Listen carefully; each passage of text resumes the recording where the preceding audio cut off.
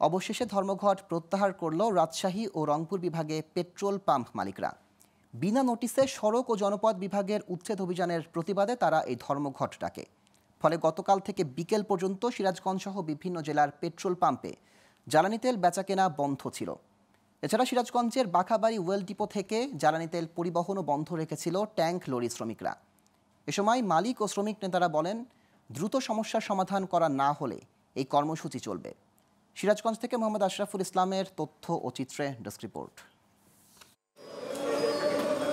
মঙ্গলবার নওগাঁয় বিনা নোটিশে সড়ক ও জনপথ অধিদপ্তর পেট্রোল পাম্প উচ্ছেদ ও পাম্পের সামনে রাস্তা খুঁড়ে বন্ধ করে দেওয়ার প্রতিবাদে রাজশাহী ও রংপুর বিভাগে ধর্মঘটের ডাক দেয় পেট্রোলিয়াম ডিলার্স ডিস্ট্রিবিউটস এজেন্টস এবং পেট্রোল পাম্প ওনার অ্যাসোসিয়েশন। এতে বাঘাবাড়ি অয়েল ডিপো থেকে জ্বালানি তেল নেয়া ও পরিবহন বন্ধ রয়েছে। ফলে বেকার দিন কাটছে শ্রমিকদের। পাশাপাশি দ্রুত কাজে ফেরার আশা করছেন তারা। প্রশাসন বাইঙে দিছে আর কি, বাইঙে দেওয়ার কারণে আবার রাস্তায় গাড়ি ঘোড়া দাঁড়াইতে দেয় না, প্রশাসনের একটু উৎপাত বেশি। যদি সরকার এই দাবি দেওয়া মাইনে নেয় তাহলে হয়তো আমারে এখন যদি দেয় এখনই আমাদের লোড দিবে গাড়ি, আর না দিলে আমার সমস্যা, বসে থাকা আমার সমস্যা। চাকা না গুললে তো আর আমাদের পেটে ভাত আসবে না, চাকা গুললে আমার পেটে ভাত আসবে ভাই। আমরা তো এখানে শ্রমিক, আমরা এখানে শ্রম দেওয়ার জন্য আছি, আমরা দুটো পয়সা কামানোর জন্য আছি।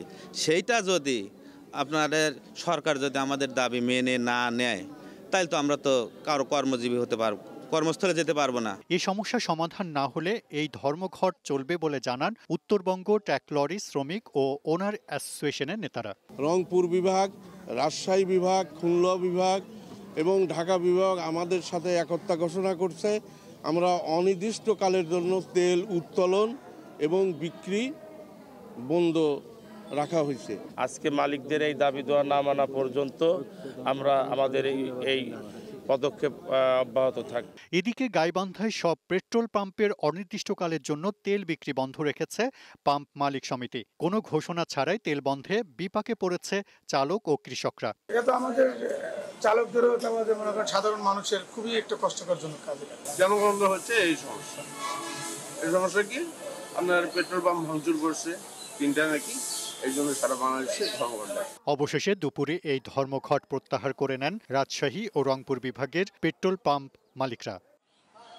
Global television news desk.